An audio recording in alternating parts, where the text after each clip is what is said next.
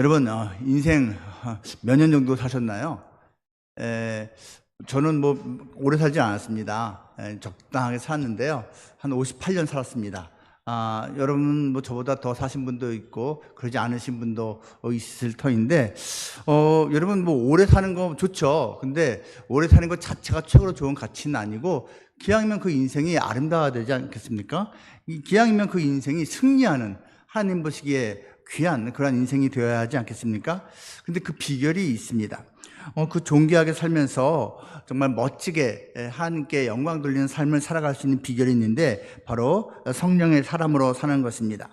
성령 충만하면요, 은혜 충만한 삶을 살게 됩니다. 그리고 이 은혜 충만한 삶이 곧 승리하는 인생이고 존귀한 삶이 되는 것이죠. 은혜 충만하려면 성령 충만해야 되고, 성령 충만하려면 그러면 어떻게 해야 되느냐? 기도와 말씀이 필수입니다. 오늘은 새벽 시간이기 때문에 이거 아주 길게 말씀드릴 수는 없지만, 은혜 충만, 성령 충만, 그리고 우리 기도, 이 두 가지를 위해서 기도가 꼭 필요하다라는 것을 말씀을 드리고자 합니다. 먼저 오늘 본문 스가랴서를 좀 이해해야겠죠? 여러분, 스가랴는 선지자 이름입니다.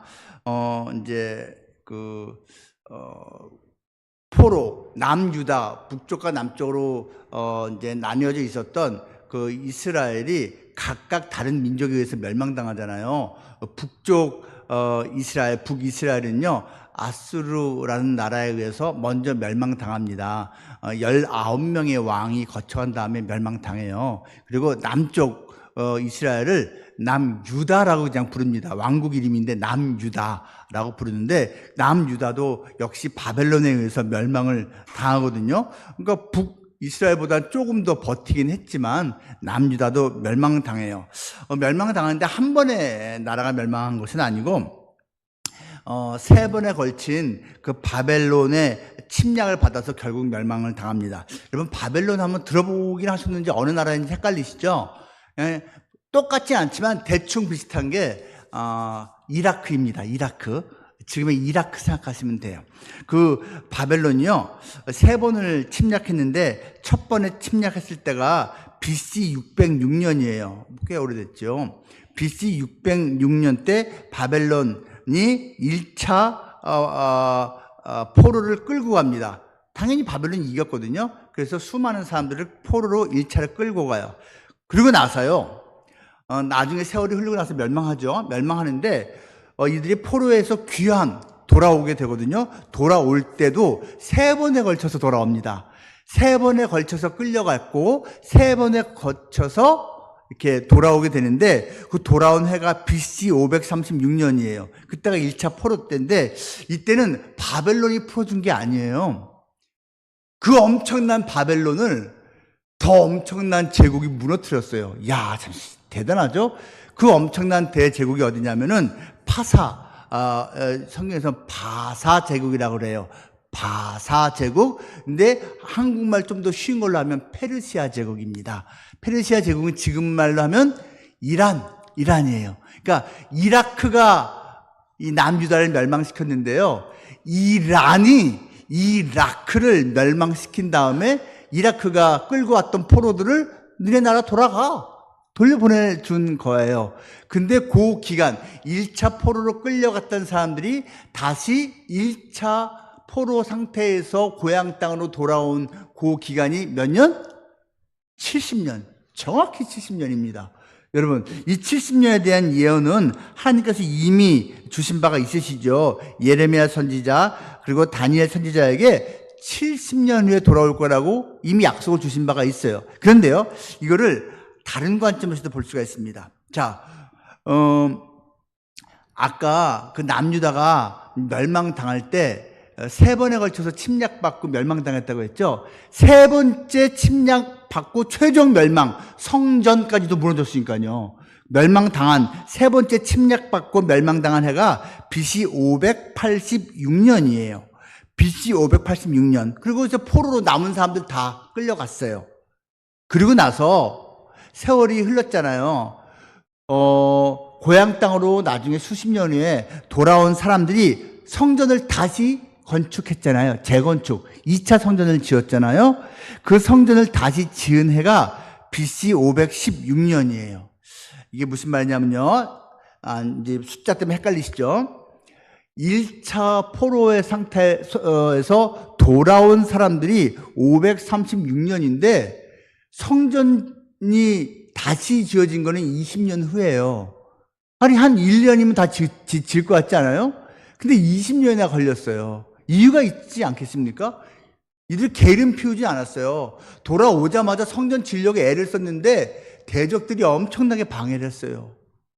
여러 가지 상황이 되게 안 좋았어요. 심지어는 그 페르시아의 왕이 그 원래 자기들 풀어줬던 그 왕 말고 이 대를 이어서 왕이 된 사람이 자기들에게 허락을 안 해주는 거예요. 아니, 자기 아버지는 허락해줬는데 그 아들 나중에 손자가 허락을 안 해주면 그거 어떻게 합니까? 그래서 결국은 20년을 갖다가 성전 재건을 못하고 시간이 20년 흘렀어요. 그래서 결국 나중에 스가랴 그리고 학개 선지자가 성전 지어야 됩니다 라고 다시 메시지를 전해서 성전을 짓게 됐는데 그게 20년 후였단 말이에요. 근데 여러분 보세요. 예루살렘 성전이 멸망당한 것이 586년인데 그 성전을 다시 지어낸 것이 516년이에요. 성전 무너지고 다시 성전 지은 게 요 사이가 몇 년인 줄 아십니까? 정확히 70년이에요. 70년. 그러니까 하나님께서 너희 이스라엘이 고향 땅으로 돌아와서 다시 회복되리라라고 말한 거는 두 가지가 다 맞는 거예요. 고향 땅으로 돌아오는데 70년 걸렸어요.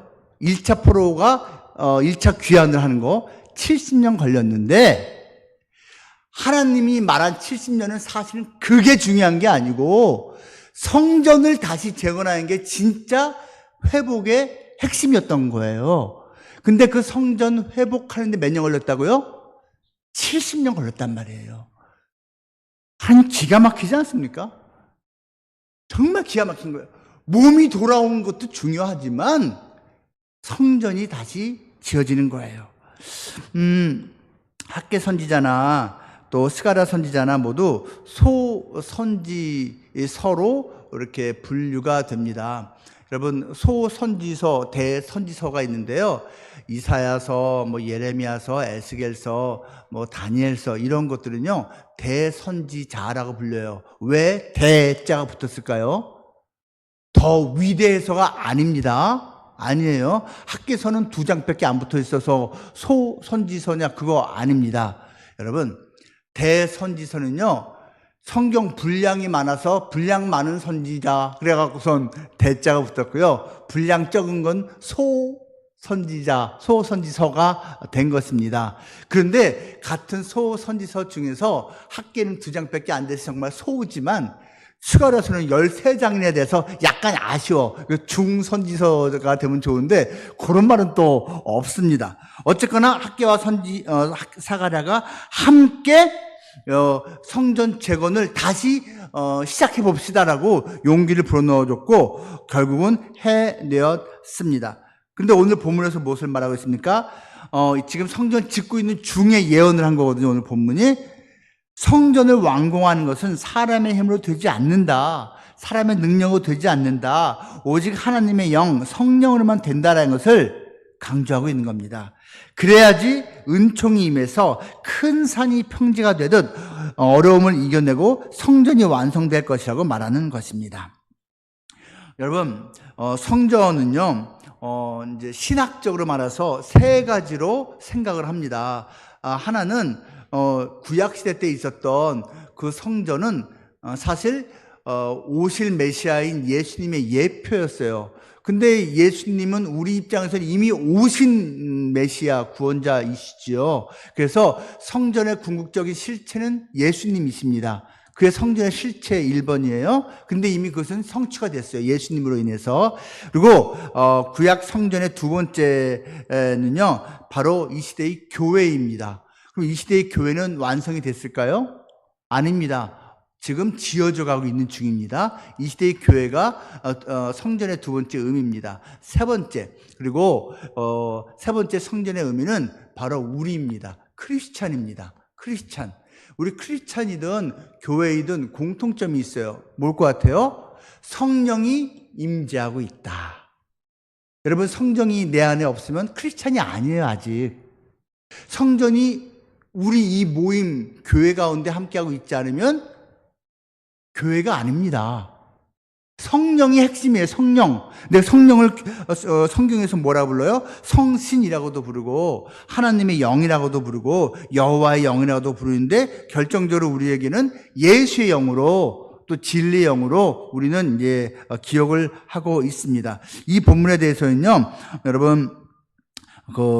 여러분께서 늘 보시는 이 에베소서 여기 써 있는데 2장 21절부터 22절 2025년 표에 해당하는 성구인데요. 혹시 글자 보이시나요? 네, 보이신 분은 같이 한번 읽어보면 좋을 것 같아요. 시작. 그의 안에서 건물마다 서로 연결하여 주 안에서 성전이 되어 가고 너희도 성령 안에서 하나님이 거하실 처소가 되기 위하여 그리스도 예수 안에서 함께 지어져 가느니라 라고 되어 있습니다. 여러분, 이 시대의 성전인 교회, 또 우리 각자로 말하면 우리 개인은요, 아직 완성품이 아니에요. 계속 공사 중입니다. 계속 공사 중인데, 이 공사 중은 우리 개인으로 따지면 한평생 걸려요. 이것을 성화라고 합니다. 성화. 그리고 교회도 한평생 지어져 가는데 어떻게 지어져 간다고요? 함께 지어져 가느니라. 서로 연결되어서 연합해 가면서 함께 성전이 되어 간다는데 이 교회를 말하는 것입니다. 그런데 이 교회다움, 또 개인 크리스천다움이 저절로 되나요? 아니요. 교회 출석한다고 되는 게 아닙니다. 교회 오래 다닌다고 더 성화가 잘 되어 있고 교회가 오래되었다고 해갖고선 더 교회답게 되는 게 아니에요. 시간이 흐른다고 되는 게 아니라니까요. 유대인들이 포로 귀환을 하고 나서 시간이 1년, 3년, 5년, 10년, 20년 흘렀지만 아직 성전은 지어지지 않은 거하고 똑같아요. 성령이 있어야지 이 성전이 지어질 수 있는 것처럼 우리 개인이나 우리 이 교회도 성령이 있어야지 교회다움, 크리스천다움을 완성해 갈 수 있다라는 것입니다. 여러분, 다움이라는 게 뭡니까? 이 교회다움, 또 크리스천다움은요, 다음, 여기 닿다 할 때, 다음과 같은 의미예요. 예수의 영, 성령의 영이 나의 평소의 삶에 닿아 있을수록 나는 크리스찬답게, 우리는 교회답게 되는 겁니다. 여러분, 다 있어야지 거룩한 영이 나에게 흘러 들어옵니다. 여러분, 금묵자흑이라는 말 아시죠? 금묵자흑. 검은 먹 같은 거, 먹을 자꾸 만지면 검은 게 묻게 돼 있어요. 근주자적, 인주 같은 거, 빨간 거. 이 빨간 걸 자꾸 만지다 보면은 빨간 게 묻게 되었어요. 여러분, 성령과 가까이 붙어서 지낼수록 나는 성령의 사람이 되어가는 겁니다. 크리스찬답게 된다는 뜻이에요. 또 하나가 있어요. 이 다움은요, 담음과 관련된 말이에요. 담음, 내 속에 담아 넣는 거예요. 성령이 내 안에 담아 있는 만큼 나는 크리스찬다움, 우리는 교회다움을 완성해 가는 겁니다. 내 안에 얼마나 이 하나님의 영이 있습니까? 여러분, 다시 한번 말씀드리지만 교회 다니는 것 자체가 성령이 내 안에 충만하다는 것을 보장하지가 않습니다. 교회 다니면서 성령이 내 안에 더 가득히 임할 기회를 만드는 것이지 기회가 반드시 보장하는 것은 아니라는 것이에요. 또 하나가 있습니다. 이렇게 되면 여러분, 우리는 점점 더 성령이 내 안에 담겨 있을수록, 성령이 나와 더욱 이렇게 닿아 있을수록 우리는 점점 더 예수님 닮음이 됩니다. 예수님 닮음. 야, 누구는 누굴 닮았어. 이 사람은 저 사람하고 닮았어 할 때 그 닮음. 우리는 하나님의 형상대로 만들어졌고 예수님의 형상을 닮아가는 존재들입니다. 이 모든 것이 무엇의 문제라고요? 핵심이 성령 충만하려면 아니야 문제란 얘기예요. 성령 충만해야지 우리는 교회 다움을, 크리스찬 다움을 만들어갈 수 있다라는 것입니다. 이 성령 여러분 사모하고 있습니까? 성령은요, 그 능력이 네 가지가 있습니다. 네 가지가 뭐냐면요, 이거 외우기 좋으니까 한번 기억해 주시면 좋겠어요. 첫 번째로 성령은요, 주유의 영입니다. 주유소 할 때 주유입니다. 여러분 이 기름 유자예요.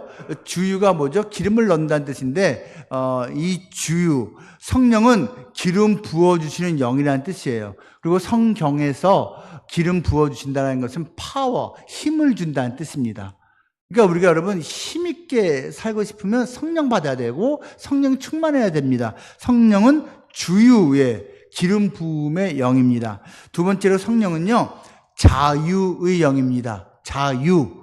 여러분 성령이 임해야지 내가 인생을 자유롭게 삽니다. 얽매이지 않고 뭐 어디에 중독되지 않고 또 두려움에 얽매이지 않고 자유하게 살 수 있다는 거예요. 상처에 얽매이지 않고 누구한테 예속되지 않고 자유하게 살 수 있는 게 성령이 내 안에 가득할 때 가능하다는 얘기입니다. 세 번째로 성령은요, 치유의 영입니다. 치유, 고침받는 거예요. 몸이 고침받는 것도 맞고요. 그리고 영이, 삶 자체가 고침받는 치유, 성령이 해주신 겁니다. 성령이 해주신 거예요. 네 번째 한 개 더 있는데 이것도 유로 끝날 것 같죠? 예, 이거는 사유의 영입니다. 사유라는 말이 예를 들면 뭐 생각하다는 뜻이 있죠. 근데 그 사유가 아니고 한자가 다르게 되어서는 용서하다의 뜻이 있습니다. 여러분 사유의 뜻이 용서하다 뜻이 있습니다. 용서의 영이라는 얘기입니다. 용서의 영이라는 얘기는 뭐죠? 죄사함을 받는 거란 얘기예요. 또는 죄책감에서 해방된 것을 말하는 것입니다. 제가 네 가지 유를 말했는데 기억하실 수 있나요? 성령은 첫 번째 주유의 영입니다. 주유, 기름 부으심, 파워를 주는 겁니다. 두 번째 자유의 영, 세 번째 치유의 영, 네 번째 사유의 영. 그래서 이 for you, 네 가지 유가 있어요. 근데 영 for you, 영, 성령 할 때 이 성령은 for you, 여러분을 위한 영인데 사실은 for you니까 여러분을 위하죠. 근데 동시에 네 가지 you, 영 for you 하면 머릿속에 그냥 기억이 잘 됩니다. 영 for you. 여러분 사모하고 있습니까? 제가 지금 말씀드린 네 가지 you의 증거가 되는 구절이 있어요. 누가복음 4장 18절에서 19절인데 빨리 찾을 수 있는 분 찾아도 좋습니다. 누가복음 4장 18절 그리고 19절 말씀이에요. 이거 한번 같이 찾아보면 좋을 것 같은데요. 마테마가 누가복음 할 때 누가복음 4장 예수님께서 공적인 생애, 공생애라고 하죠. 이를 시작하실 때 회당에 들어가서 이사야 선지자의 글을 찾아서 낭독을 하셨어요. 선포하시면서 이제 공적인 생애를 본격적으로 시작을 하시게 됐는데 그때 인용하신, 낭독하신 말씀이 누가복음 4장 18절과 19절이에요. 이거 예수님 자신에 대한 예언 구절이거든요. 예수님께서 읽으시니까 얼마나 멋졌겠어요. 한번 같이 읽어보면 좋겠습니다. 누가복음 4장 18절 19절 시작. 주의 성령이 내게 임하셨으니 이는 가난한 자에게 복음을 전하게 하시려고 내게 기름을 부으시고 주유 나를 보내사 포로된 자에게 자유를 눈먼 자에게 다시 보게 함을 치유를 전파하며 눌린 자를 자유롭게 하고 사유 주의 은혜의 해를 전파하게 하려 하심이라 하였더라. 여기 다 나와 있죠? 네 가지 이유가 다 나와 있어요. 이게 성령의 능력이고 이것이 바로 예수님이었을 수 있는 이유입니다. 예수님이 바로 이 성령으로 그 멋진 인생을 살아내셨고 그리고 십자가에서 죽으셨다가 살아나셨지요. 여러분 우리가 예수님처럼 이러한 주유, 자유, 치유, 사유, 영, for you를 누리는 인생이 될 수 있습니다. 이렇게 되면 우리 인생 살만하지 않겠습니까? 크리스찬답게 사는 것 아니겠습니까? 우리에게 꼭 필요한, 크리스찬인 우리에게 꼭 필요한 게 뭡니까? 성령입니다. 우리 자손에게 꼭 필요한 게 뭡니까?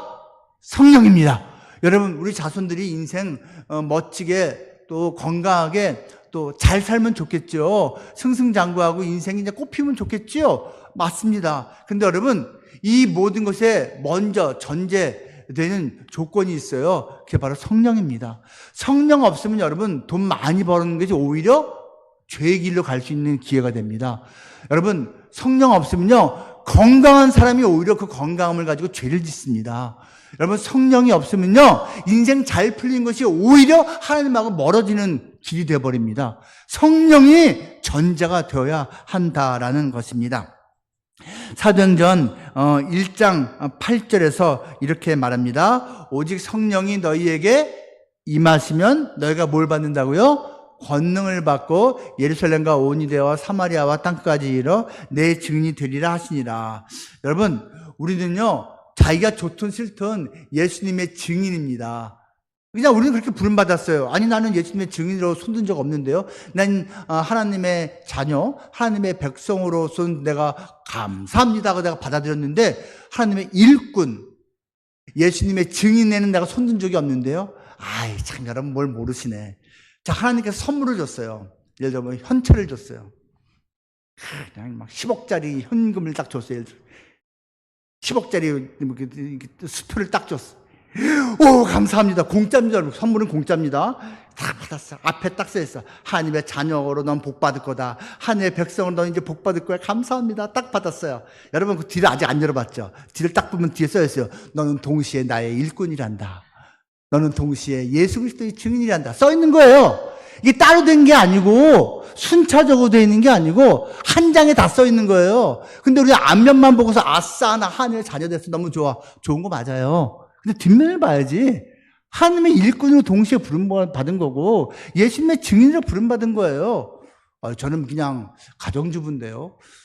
저는 뭐 은퇴해서 특별히 뭐 예수님 증거할 기회가 없는데 기회가 왜 없어요, 여러분? 우리가 삶 자체가 인간들 만나는 게 삶인데 예수님을 증거할 기회가 왜 없습니까? 학교에서 여러분, 우리 옆집 사람한테, 뭐 직장 동료한테, 후배한테, 심지어 왼수한테, 여러분, 이거 예수님 전하는 증인으로서 우리는 부름 받았다라는 것입니다. 근데 마음은 있어도 성령 충만하지 않으면 못해요. 그 옛날 유대 백성들이 성전을 짓고 싶었지만 성령 충만하지 않은 상태에서 시도했던 거예요.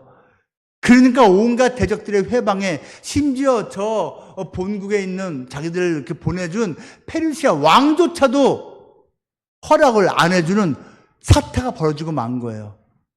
성령이 성전을 짓는 관건이듯이 이 시대의 성전인 우리 개개인과 우리 교회는 성령에 의해서 크리스찬답게 그리고 교회답게 만들어져 갈 수 있다라는 얘기입니다.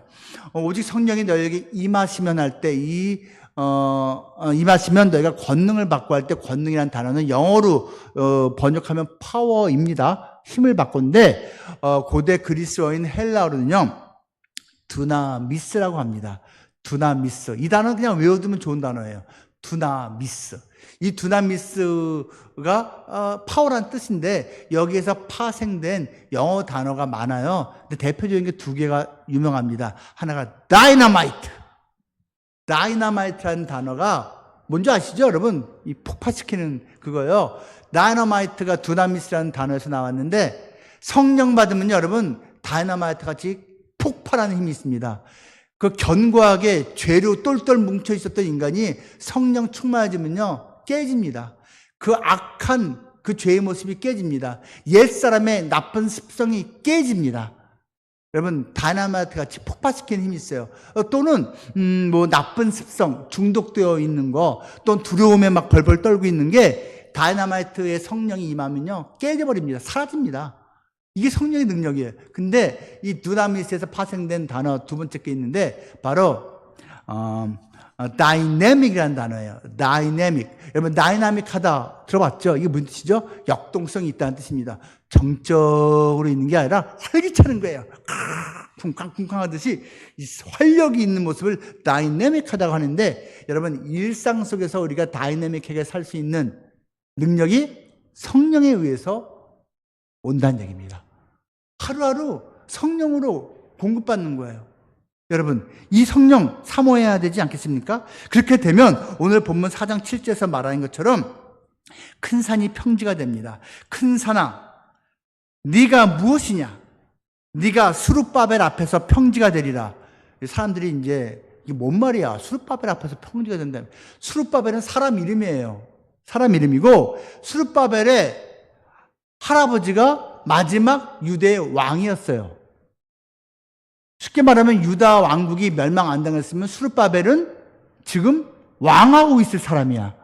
근데 자기 나라는 멸망당하고 포로로 조상이 끌려갔어. 근데 그 조상의 후손, 손자로 살아있는 자가 이제 포로가 이제 귀환된 포로를 무리들을 이끌고 왔는데 몇몇 명을 그 가운데 대장을 먹게 됐어요. 총독을 하게 됐다는 얘기입니다. 그리고 이 수룹바벨은 그 유다 왕족의 혈통이라고 했잖아요. 이 수룹바벨의 후손이 예수님이에요. 그래서 여러분, 이 예수님 족보에 보면 수룹바벨이 있어요. 그래서 이 수룹바벨은 예수님의 예표이기도 합니다. 왜? 포로 상태에서 귀환을 했잖아요. 예수님이 우리를 포로에서 풀어주신 분이잖아요. 포로된 자에게 자유를 준다고 할 때 그 포로에서 풀려난 거. 수룹바벨이 끌고 왔어요. 그러니까 예수님으로 우리는 생각을 하면 예수님 앞에서 큰 산, 네가 평지가 될 거라고 말하는 거예요. 그리고 그가 수룹바벨이 머릿돌을 내놓는다고 말하는데요. 여러분, 머릿돌, 정말 성전 짓고 있는데 머릿돌이 반드시 있어야 될 거 아니에요. 이 머릿돌을 놓는데 여러분, 성전에는 머릿돌이 있죠. 우리 교회에서 머릿돌은 누굽니까? 예수님이에요. 예수님이 머릿돌을 그냥 대어 주셨어요.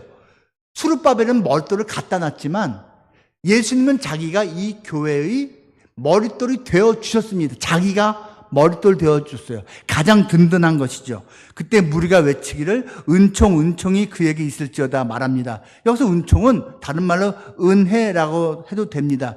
이 모든 것이 성령이 있을 때 가능하다는 얘기입니다. 이 성령 여러분 사모하고 있습니까? 여러분, 요즘 이제 곧 상용화를 앞두고 있는 착용 로봇이라는 게 있어요. 웨어러블 로봇. 입는 로봇.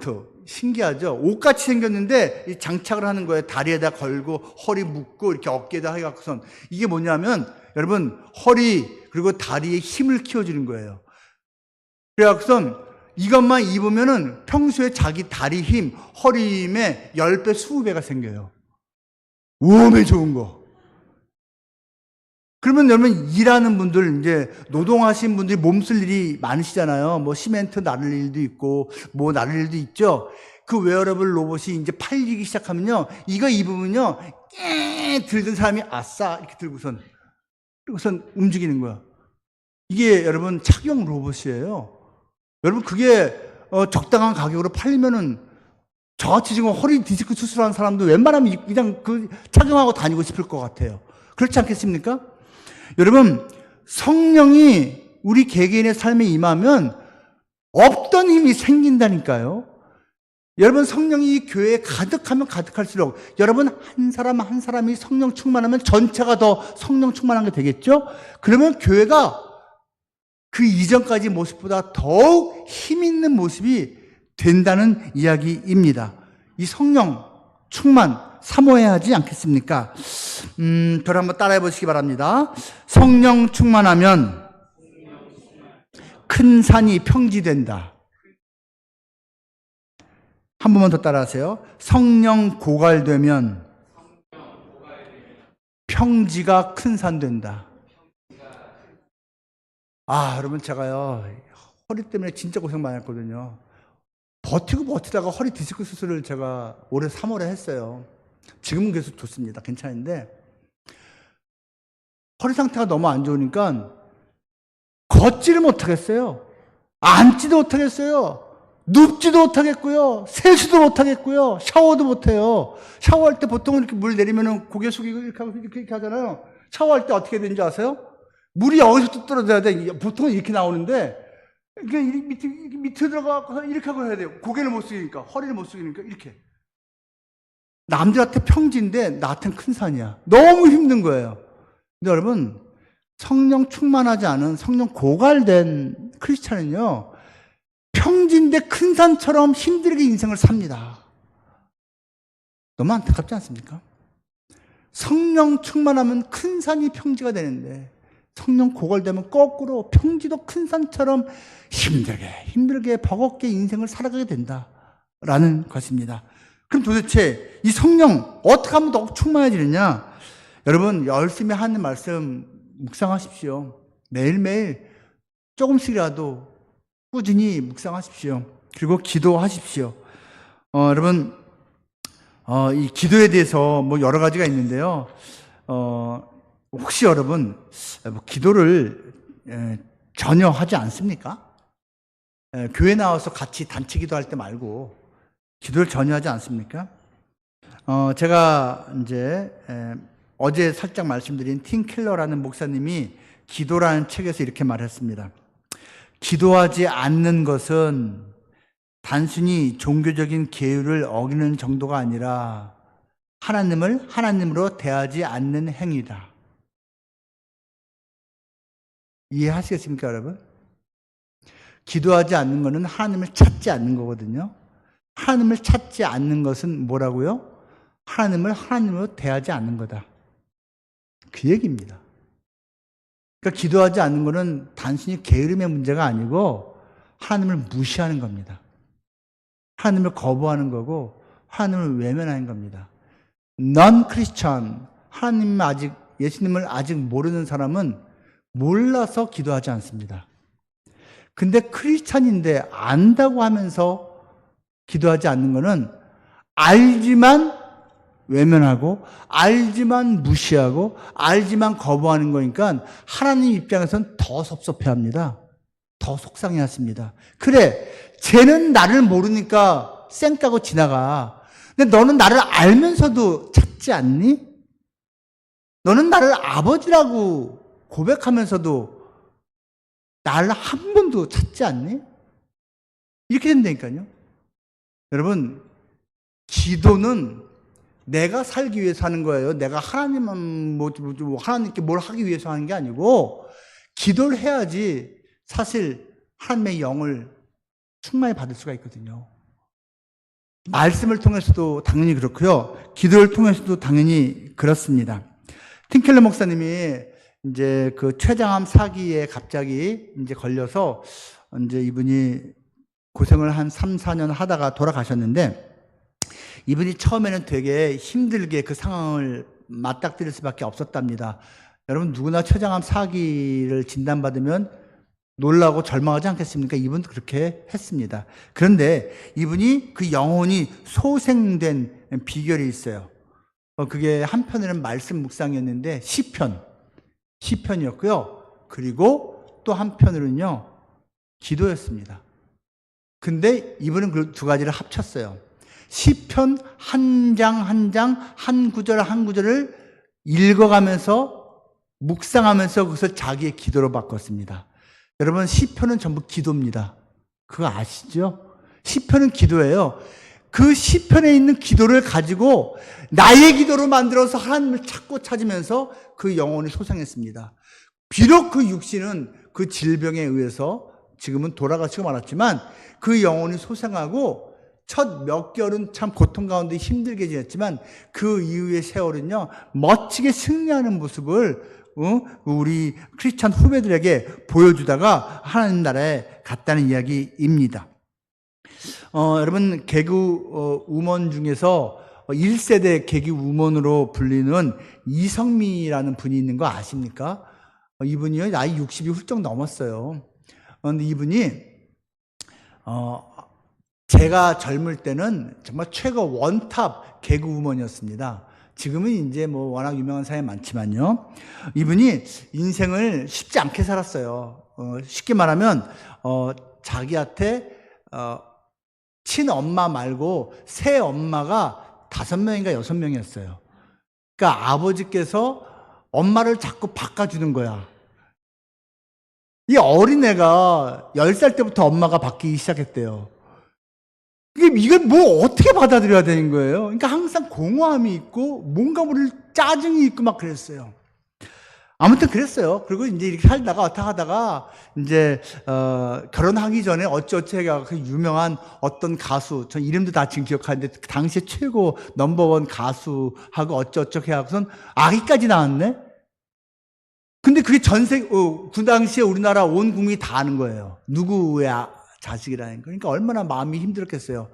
그러니까 용기 내서 살다가 넘어지고 하다가 교회도 나가고 이제 신앙생활도 했지만 견디기 힘들었던 거예요.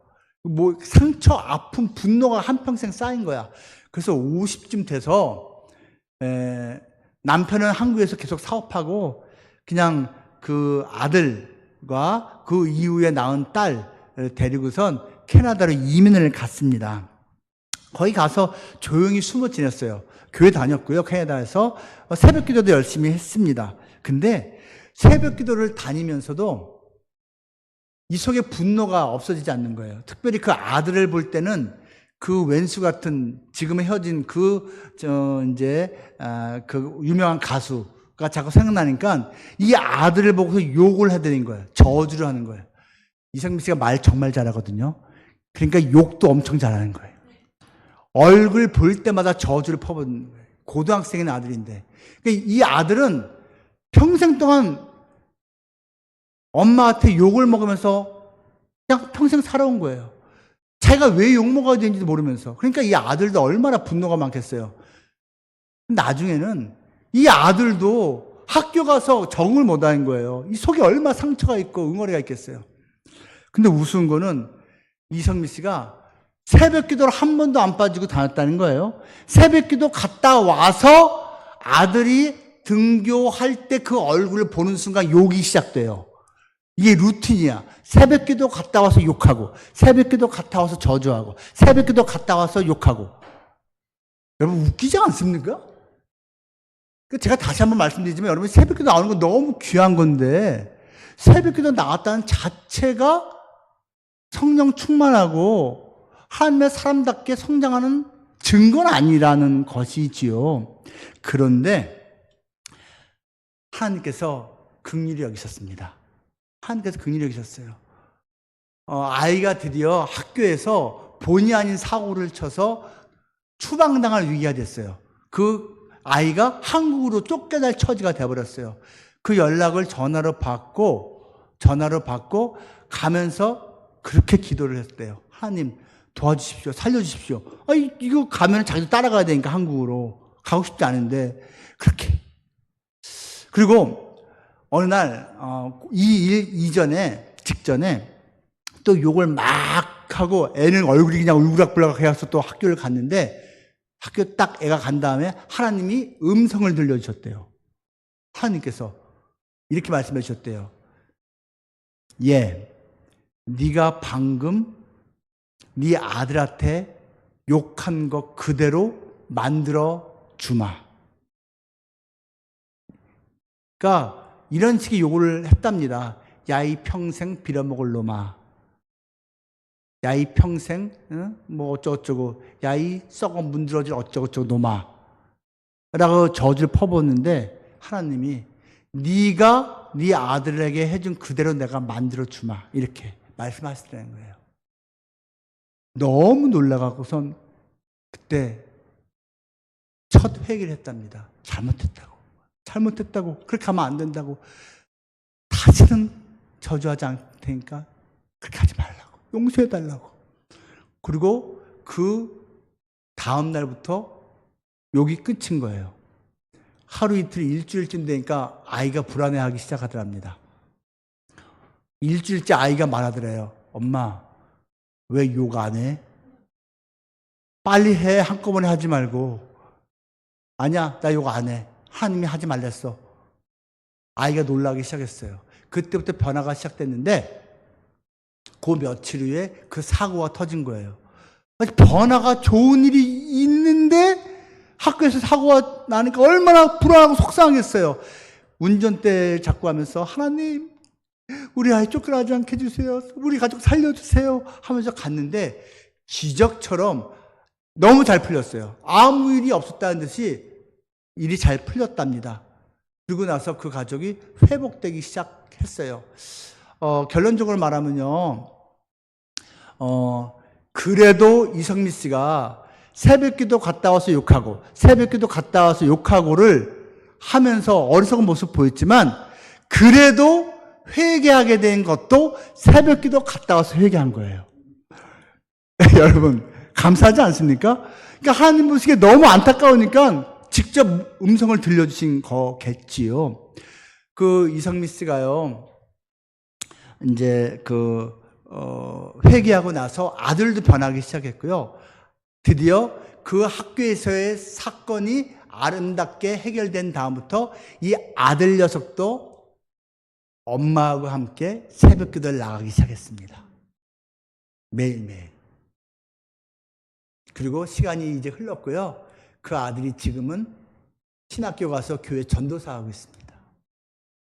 하나님께서 부르셨어요. 그리고 그 이성미 씨에게 새로운 사명을 주셨어요. 여러분, 하나님께서 영적으로 성장시키시고 하나님께 더 가까이 당기실 때 새로운 사명을 준다라고 제가 말씀을 드렸잖아요. 그리고 새로운 관심을 하나님이 주신다고 했잖아요. 어떻게 새로운 관심, 사명을 주셨는지 아세요? 마침 그때 연예인들이 너무너무 자살을 많이 하는 거예요. 그를 보고 같은 연예인 출신으로서 이성미 씨가 너무 마음이 아픈 거예요. 하나님, 한국에 있는 연예인들 불쌍히 여기시고 마음을 담대하게 해주십시오 라고 기도를 계속했는데, 어느 날 하나님께서 이렇게 말씀하셨다는 거예요. 네가 한국에 돌아가서 너의 연예계 후배들을 전도해라. 그리고 그들에게 나를 전해라. 예수를 전해라. 그들이 자살하지 않게, 허망한 것을 삶의 목표로 삼지 않게 네가 가서 그 일을 해라. 그래서 이성미 씨 온 가족이 돌아왔습니다. 그리고 이성미 씨가 오자마자 연예인들을 불러서 한 달에 한 번 예배드리고 기도해야 하는 모임을 시작했고, 지금은 시간이 벌써 한 15년쯤 됐어요. 그걸 한 지가. 예수님을